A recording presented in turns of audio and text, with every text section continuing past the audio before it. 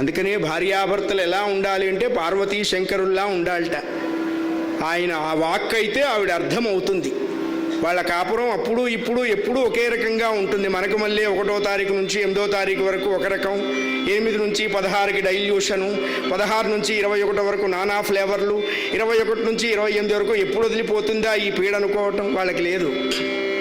అప్పుడు ఇప్పుడు ఎప్పుడూ ఒకే రకంగా ఉంది. కారణం ఏమి అంటే అది అద్వైత సంప్రదాయం కాబట్టి. ఆవిడ మనస్సు ఆయనలో ఉంది, ఆయన మనస్సు ఆవిడలో ఉంది కాబట్టి.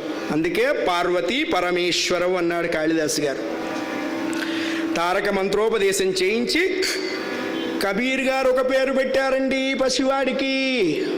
నేటి నుంచి నిన్ను రామదాస్ అని పిలుస్తారు అని కబీర్ గారు పెట్టారు ఆ పేరు. రామదాసు కబీర్ ఇచ్చినటువంటి పేరు.